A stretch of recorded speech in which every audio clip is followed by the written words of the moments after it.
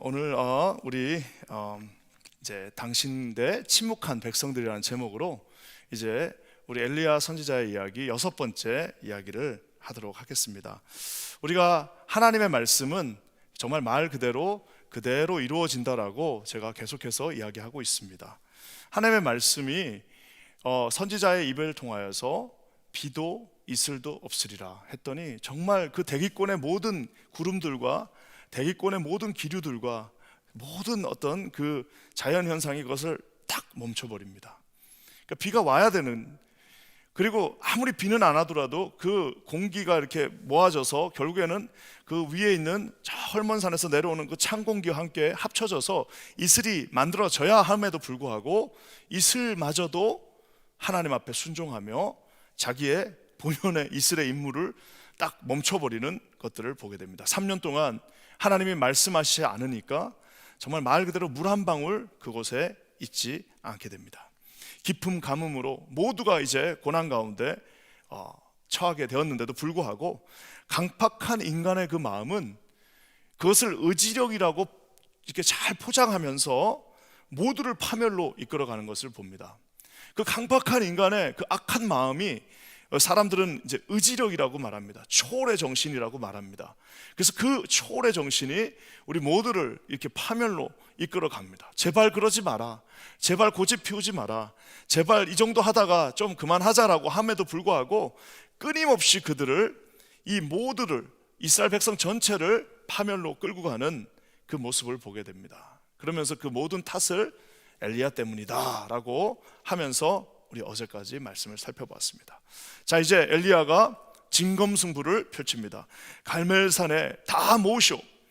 그래요, 당신이 섬기는 그 바알과 아세라 신을 섬기는 모든 선지자들을 다 모아가지고 나랑 당신들과 한번 누가 진짜인지 살펴봅시다 라고 해서 이 두 편으로 나눠져서요, 갈멜산, 지금의 이스라엘 북부 하이파, 이제 바로 레바논 국경 아래에 있는 그 하이파 지역에 갈멜산, 마운틴 카르멜이라고 그러죠. 마운틴 카르멜 중턱으로 다 모여듭니다. 두 편으로 나눕니다. 아합과 그 선지자들, 그리고 홀로 서 있는 이 엘리야. 자, 근데 요 둘만 있었나요? 요 둘만 있는 게 아니라 한 부류가 더 있습니다. 그게 오늘 말씀의 제목이기도 합니다. 침묵하고 있는 백성들도 거기 있었습니다. 이 두 편만 있는 게 아니라 구경꾼들이 있는 거예요. 구경꾼들이. 근데 이 구경꾼들은 마음을 아직 정하지 않고 있어요.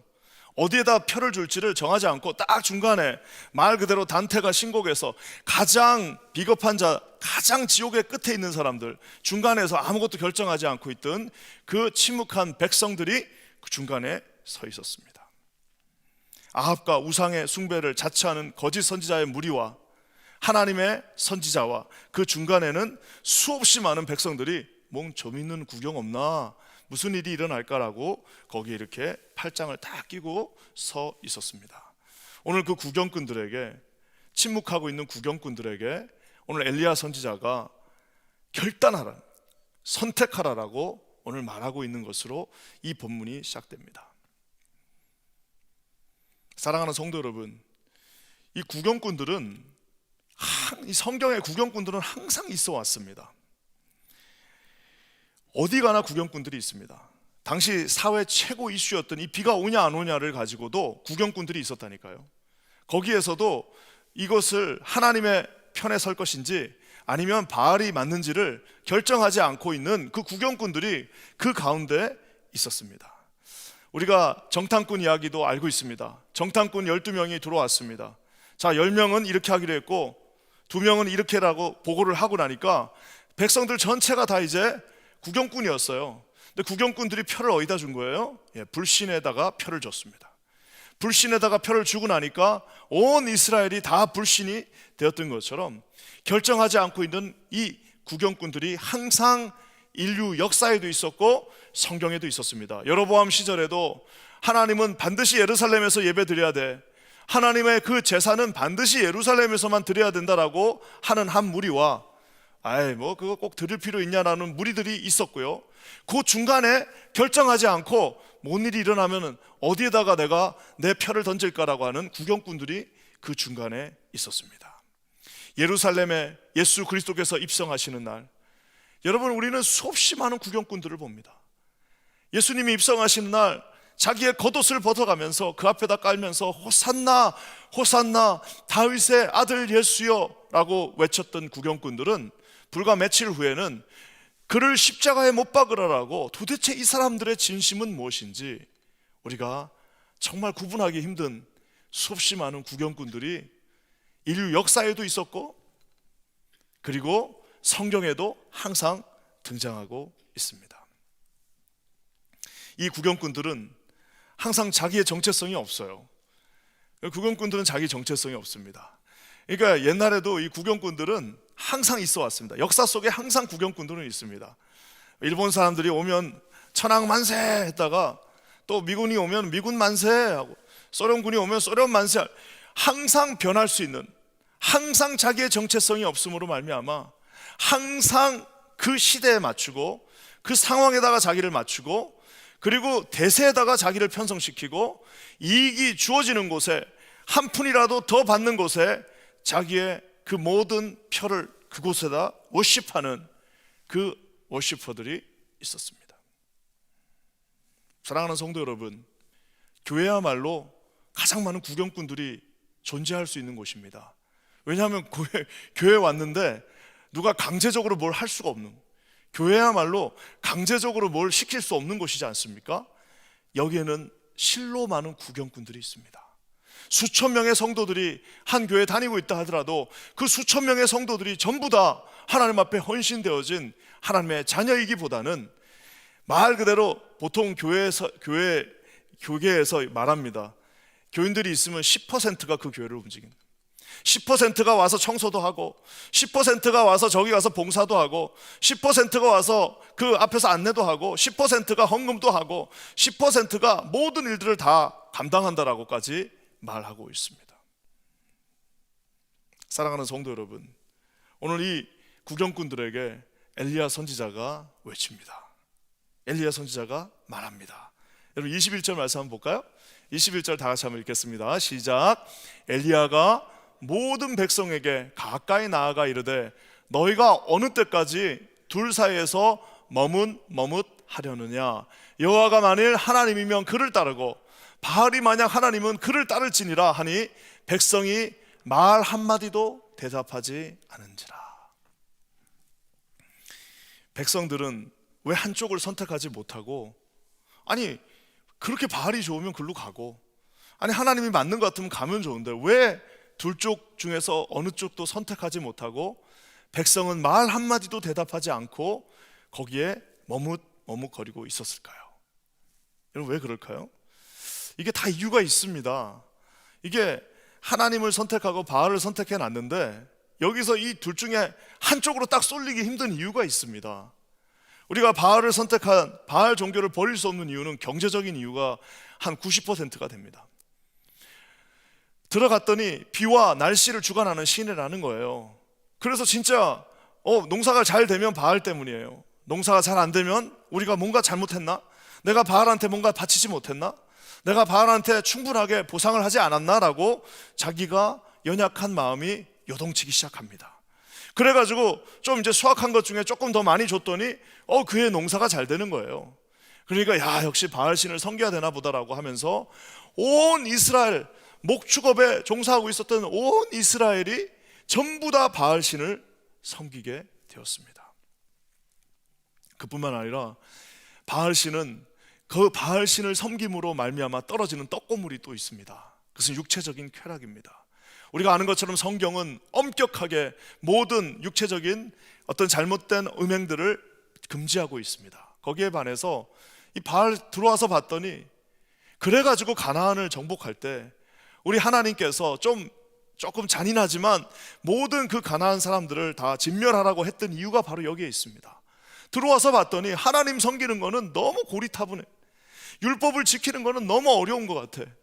그 하나님의 말씀에 재밌는 게 하나도 없는 것 같아. 들어와 봤더니 세상에 이 바알 종교를 섬기러 갔더니 그 바알 신을 섬기는 그 신전 앞에는 말 그대로 이 성창이라고 합니다. 성전의 창녀들, 성전의 창기들이 그곳에 쫙 깔려있는, 가서 제사도 드리고 가서 내년에 있을 그 농사의 수확도 보장받고 거기 가서 육체적인 쾌락까지 일석삼조의 모든 것들을 다 누릴 수 있는 그 쾌락이 그곳에 존재하고 있었습니다.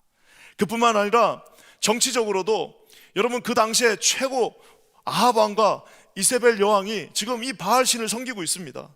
아니 왕이 바알신을 섬기고 있는데 누가 도대체 거기에서 하나님을 내가 섬긴다라고 말할 수 있겠습니까? 자, 그러면은 여기까지 딱 했으면은 다 그럼 바알로 가면 되는 거 아니에요? 지금 엘리야도 그렇게 말하고 있습니다. 차라리 바알로 가라, 차라리 가서 바알이 하나님이라고 말해라라고 얘기하지만 그들을 붙잡고 있는 또 하나의 그 머뭇거림이 있습니다. 그것은 뭐냐? 그래도 하나님은, 이거 어렸을 때부터 들어왔어. 그리고 그래도 자식 교육을 하려면 교회 가야지. 그래도 자식 교육 하려면 교회 가서 해야지. 아무리 나는 이렇게 살아도 그래도 여러분 우리 2세들이 결국 교회 떠났다가도 다 나중에 교회 다 돌아옵니다. 왜 돌아오는지 아세요? 자기 자식 키울 때쯤 되면은 다 돌아옵니다. 왜? 자식 키우려고 보니까 세상 너무 무서워요. 그래도 교회 안에서 놀아도 교회 안에서 노는 게 낫다 싶어가지고 무슨 신앙이 있어서 돌아온다기보다는 자식 그 교육을 시키려고 하니까 다시 교회로 돌아오는 경우들을 봅니다. 자신들의 역사예요. 홍해를 가르셨대요.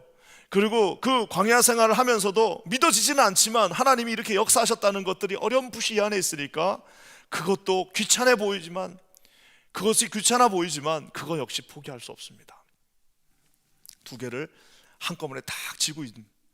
그러니까 저기서 백성이 말 한마디 하지 않아요. 왜? 선택은 안 하는 것. 선택은 하지 않고 둘 다를 쥐고 있고, 농사를 질 때는 여기 갔다가 또 이제 자식 교육할 때는 또 여기로 갔다가 또 하나님 앞에서 좀 뭔가 자기 민족의 우월성을 드러내고 우리 민족이 대단한 민족이다라고 폼 잡을 때는 또 하나님 쪽으로 갔다가 또 자기의 육체적인 쾌락을 위해서는 또 여기로 갔다가 하루에도 수십 번씩 여기 갔다 저기 갔다 하루에도 수백 번씩 결단하면서 도대체 어디에 서야 될지를 몰라 하는, 그리고 그 길이 가장 좋은 길이라고 생각합니다. 왜? 손해보지 않고 아합이 나타나면 여기로 갔다가 또 아합이 사라지면 여기로 갔다가 집에서는 이렇게 기도도 한번 해봤다가 6월절이 오면 야 오늘 6월절인데 한번 우리 하나님 앞에 서보자라고 예배도 한번 드려봤다가 그것이 끝나고 나서 또 아합이 왕이 부르면 이쪽으로 갔다가, 여러분 이런 둘 중에 어떤 하나도 포기하지 않는, 왜냐하면 이익이 그 앞에 있어요. 편리함이 그 안에 있습니다. 어떤 삶의 어떤 윤택함이 그곳에 있는 것 같아요. 포기하지 않고 있습니다. 사랑하는 성도 여러분, 엘리야가 도전합니다. 여호와가 만일 하나님이면 그를 따르라. 참 놀라운 것은 사실 여호와가 만일 하나님이면, 이 말은 십계명의 1계명입니다. 여호와 오직 하나님 한 분만을 섬기라. 말 그대로 십계명의 1계명을 말함과 동시에 사실은 자기의 이름이기도 합니다. 제가 첫날 말한 것처럼 엘리야라는 말, 엘리, 여호와, 엘리, 니, 나, 야, 하나님. 그래서 여호와는 나의 하나님이라는 그 말 그대로 엘리야는 이름 자체가 십계명 1번이에요. 하나님이 여호와시다, 여호와가 나의 하나님이시다라고 하는 그 말을 들고 나가 지금 자기의 이름으로 여호와가 나의 하나님이시다, 여호와가 만일 하나님이면 그를 따르라, 선택하라라고 오늘 백성들에게 말하고 있습니다. 사랑하는 성도 여러분, 백성들의 눈이 다 가려졌습니다. 두 개가 다 좋아요. 다 좋아 보입니다. 놓을 수가 없어요. 먹고 살자니 이걸 잡아야 될 것 같고, 그렇다고 교회를 또 놓기에는 교회만한 또 좋은 곳이 없어요. 그래도 교제하려면 여기 가야 될 것 같고, 이걸 놓을 수가 없습니다. 계속 여기서 머뭇거리고 있는 우리의 모습을 보게 됩니다. 우리가 잘 아는 것처럼 이 엘리야뿐만 아니라 이 가나안 땅에 처음 들어왔을 때에 여호수아도 이런 일들을 알고 미리 그 여호수아가 자기의 임기를 끝나갈 즈음에 우리가 이렇게 말하고 있는 것을 봅니다. 여호수아가 마무리되어질 때 여호수아서 24장 15절에 이렇게 말하고 있습니다. 한번 다 같이 읽어볼까요? 시작. 만일 여호와를 섬기는 것이 너희에게 좋지 않게 보이거든 너희 조상들이 강 저쪽에서 섬기던 신들이든지 또한 너희가 거주하는 땅에 있는 아모리 족속의 신들이든지 너희가 섬길 자를 오늘 택하라. 오직 나와 내 집은 여호와를 섬기겠노라 하니. 오늘 뭐라고 말하고 있습니까? 여호수아가 이 사실을 어렴풋이 알고 있습니다. 오늘 택하라. 미루지 말고 지금 이 순간에 택하라라고 말하고 있습니다. 오직 나와 내 집은, 오직 나와 내 집은 비록 고난이 있다 할지라도, 손해가 있다 할지라도, 비록 충돌이 있다 할지라도, 비록 어려움과 경제적인 윤택함을 조금 포기한다 할지라도 나와 내 집은 이 길을 선택하겠다라고 오늘 여호수아가 말하고 있습니다. 사랑하는 성도 여러분, 우리가 한꺼번에 모든 것들을 섬길 수가 없습니다. 예수님이 뭐라고 말씀하셨습니까? 하나님과 만몬을 동시에 아주 효율적으로 요거 배치를 잘해가지고 함께 7대3 정도 놓고 가져갈 수 있다라고 말씀하지 않으셨습니다. 하나님께서는 명확하게 이 둘을 한꺼번에 섬길 수 없기 때문에 줄을 서라라고 말씀하고 계십니다. 우리 한국 교회 어떻게 보면 가장 우리의 마음을 아프게 하고, 우리 한국 교회 역사상 가장 수치스러웠고, 한국 교회가 아무리 대단하고 지금 아무리 엄청난 선교적인 사명을 세상에 감당하고 있어도 우리의 마음을 항상 겸손하게 만들고 좀 수치스러움이 항상 있는 게 있습니다. 그래서 바로 일제 압제 시대의 신사참배의 기록입니다. 여러분, 신사참배라는 것이 그 당시에 40만 명의 우리 기독교인들이 있었습니다. 우리 조선 땅에 40만 명의 기독교인이 있었는데 약 50명 정도의 목회자들을 제외하고는 거의 다가 신사참배를 했다고 보시면 됩니다. 1936년 5월 18일 조선 카톨릭 교회가 먼저 신사참배를 허용합니다. 1939년 교황 바오 12세가 이렇게 말합니다. 동양의 모든 제사는 조상을 기리는 민속적인 관습일 뿐 종교적인 의미가 없고 우상숭배는 아니다. 교황이 말해줍니다. 39년이니까 그때가 제국이 난리가 났을 때니까 일본 제국을 위해서 그런 말을 해줍니다. 자, 이 말이 딱 떨어지고 나니까 감리교, 성결교, 구세군, 성공회 모든 교단이, 물론 굉장히 격렬하게 저항하는 교단도 있었지만 결국에는 다 그 뒤를 따라갑니다. 1938년 9월 10일 이제 마지막 남은 한 교단이 있었습니다. 당시 40만 기독교인 중에 28만 명, 약 70%였던 최대 교단 조선예수교 장로회.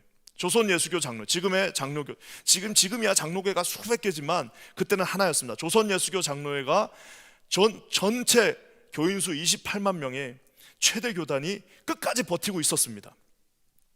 하지만 1938년 9월 10일 카톨릭이 그 결정을 내린 지 2년 약 3개월 만에 이제 평양에서 다 모였습니다. 모였을 때 이제 일본 경찰 순사들이 앞에 쫙 앉아 있고 약 200명 가까이 되는 이제 결정권을 가진 목사들, 장로들이 또 20명 정도의 선교사들이 그 자리에 함께했습니다. 박용률 목사가 제안합니다. 신사참배는 좋은 겁니다. 합시다. 박임현 목사가 동의합니다. 길인섭 목사가 제청이요. 홍택희 총회장이 말합니다. 가하면 예하십시오. 양심이 있으니까 예는 못하고, 그래서 결국에는 1938년 9월 10일 조선예수교 장로회 28만 명의 성도들이 다 신사를 참배하기 시작합니다.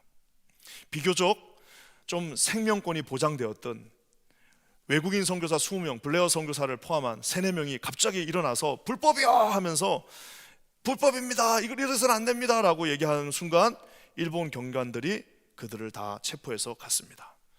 우리 한국 기독교 역사상 가장 수치스러웠던 순간, 그 당시 서기를 맡고 있었던 곽진근 목사가 낭독합니다. 신사는 종교가 아니며 기독교 교리에도 어긋나지 않는 애국적 국가의식이기에 솔선해서 국민정신 총동원에 적극 참가하여 한국 시민으로서 정성을 다해 주십시오 하면서 기도하고 그 총회가 끝이 납니다.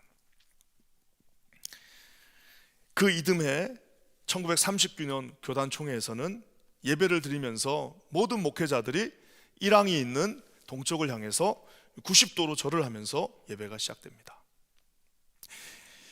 교단 차원에서 막 적극적으로 조그만 교단들, 침례교 같은 교단들이 목사들이 이제 총동원돼 가지고 다 이제 감옥에 가면서 결국 그 교단이 없어져 버렸습니다. 그리고 장로교 중에서도 정말 일부 몇몇 목회자들이 도저히 우리는 신사참배를 할 수 없다 해가지고 이제 투옥되고 50명 정도가 그곳에서 또 순교도 하고 하는 그 어려움을 겪게 됩니다. 제가 이 이야기를 이렇게 길게 오늘 이 새벽에 이 졸리는 날 하는 이유가 있습니다. 이때 신사참배를 했던 우리 대한민국 총 40만 성도 중에 39만 9,950명의 모든 분들이 했던 말이 있습니다. 둘 다 괜찮다. 둘 다 괜찮아. 아니, 예수님 안 섬긴다는 게 아니야. 둘 다 괜찮아. 교회를 위한 일이야. 설마 일본이 망하겠냐? 둘 다 괜찮아. 이것도 해도 되고 같이 하는 게 아름답잖아. 피스풀하잖아. 싸울 필요 없잖아. 사랑하는 성도 여러분, 한쪽을 선택하는 일은 쉬운 일이 아닙니다. 제가 오늘 이 사실을 우리 제 선배 목사님들의 이름을 불러가면까지 이렇게 말한 이유가 있습니다. 이것은 내가 대단하다가 아니라 제가 그 당시의 기록들을 보면 끌려간 목사님들이 정말 엄청난 고초를 당하십니다. 말 그대로 상상할 수 없는 일본 제국주의의 그 엄청난 고문과 고통을 당하게 됩니다. 여러분, 지금부터 100년 전에 우리 초창기 때 예수 믿고 목사 된 사람들은 여러분 그냥 분들 한 분도 없습니다. 그냥 자기 집에서 쫓겨나고 이런 분들이 다 목회자가 됐는데, 여러분 그분들도 99.5%가 다 포기하고 그 길을 갔다면, 만약에 나한테 그런 일이 지금 벌어진다면, 여러분 우리 교회 만약 그런 일이 만약 우리 교회 만약에 어떤 일로 이렇게 해갖고 이거 이제 저쪽에 맨하탄에 신 하나 갖다 놓고 저 신한테 너 절하고 가서 예배 드리라고 하고, 만약 저거 안 하면 세금도 2배로 내고 다 감옥 가고 그러면 아마 여러분 우리 교회 과연 그렇게 하면서도 교회 올 사람들이 몇 명이나 있겠습니까? 네 생명까지, 네 자식들 공부 못 시킬 것이고 네 가진 재산 다 뺏길 것이고 네 생명마저도 걸고 오늘 너 거기서 예배 드리면서 저 맨하탄에 있는 신에게 예배하지 않으면, 그 신에게 90도로 인사하지 않고 너희가 예배 드리면 너희들도 다 내가 죽여버리리라고 만약에 이 나라가 한다면, 과연 우리 중에 그 모든 것들을 뚫고 나와 하나님 앞에 진심을 다하여 예배 드릴 수 있는 사람이 과연 몇 명이나 있겠습니까? 우리 100년 전에 그 유명했던, 그 대단했던, 그 온몸을 바쳤던 목회자들의 99.5%가 다 거기에 다 현혹되어서 2개를 다 선택해버렸다면, 지금 여러분 이 흐리멍텅한 시대에 저와 여러분들은 어느 정도이겠습니까? 우리가 오늘 이 백성들 어떻게 저럴 수 있냐, 아니 어떻게 살아계신 하나님을 선택하지 않고 거기서 비겁하게 중간에서 왔다 갔다 하면서 어떻게 저럴 수 있냐라고 우리가 쉽게 이 말씀을 읽으면서 세상에 어떻게 저럴 수 있냐라고 말하지만, 사랑하는 성도 여러분, 우리 자신을 한번 돌아보시기 바랍니다. 어쩜 우리 이미 그러고 있는지도 모르겠습니다. 사랑하는 성도 여러분, 저는 우리 킨자한인교회가 또 제 자신이 하나님 앞에 절대 우위를 가지신 하나님을 신뢰하고, 여러분 말 그대로 선택하라고 말한 여호수아의 그 울림처럼, 엘리야의 이쪽이든 저쪽이든 한쪽을 잡고 나가라고 말한 그 선지자의 외침처럼, 저와 여러분들이 그리스도 안에서 주님을 붙잡고 나가시는 우리 모두가 되기를 주의 이름으로 간절히 축원합니다. 사랑하는 성도 여러분, 오늘 말씀을 마무리하면서 이 선택에 있어서 가장 극단적인 선택을 하신 분이 있습니다. 그분은 바로 예수 그리스도이십니다. 예수님은 십자가를 지고 고난과 모든 수치를 감당하시고 가야 되는 그 길 앞에 마귀가 제안합니다.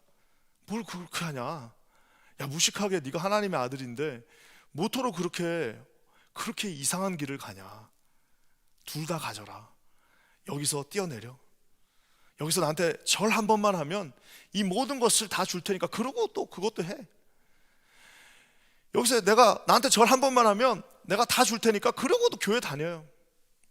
주일날은 교회 가지 말라는 거 아니야. 주일날 교회 가고, 하지만 딴 날은 나와 같이 비즈니스 하자. 주일날은 열심히 가서 해. 하지 말라는 거. 그럼 수요일날도 가고 금요일도 가. 단 이것도 같이 하면서 나와 같이 동업하자라고 마귀가 속삭였습니다.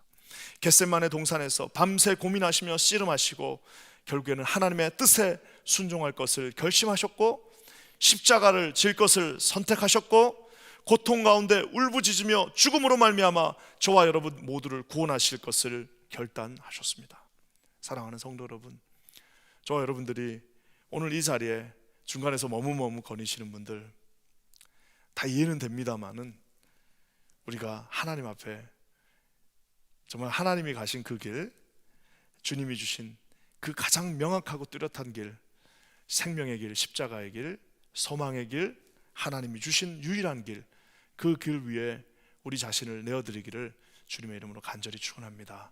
오늘 그 하나님 앞에 서 계신 모든 성도들에게 하나님의 이런 놀라운 축복의 은혜가 함께 하시기를 주의 이름으로 간절히 축원합니다. 기도하겠습니다.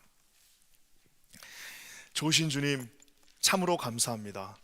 오늘 우리 주님께서 아버지 하나님, 모든 이스라엘 백성들 그 중간에 서 있는 자들에게 머뭇머뭇하지 말고 나와 함께 이 길을 가자라고 초청해 주시는 주님의 손길을 바라봅니다. 하나님 아버지, 주님 앞에 서기로 결단하는 우리 모두가 되게 하여 주시옵소서. 하나님 아버지, 오늘도 우리 사랑하는 성도들, 아버지 하나님 이 삶을 살기가 쉽지 않아서, 아버지 하나님 이 삶이 두려워서, 이 삶이 보장되어져 있지 않는 것 같아서 중간에 서 있는 성도들이 있다면, 오늘 하나님 앞에 결단하며 주님, 내가 여기 있사오니 나를 받아 주시옵소서. 십자가를 질고 주님과 함께 동행하는 거룩한 당신의 자녀들 되게 하여 주시옵소서.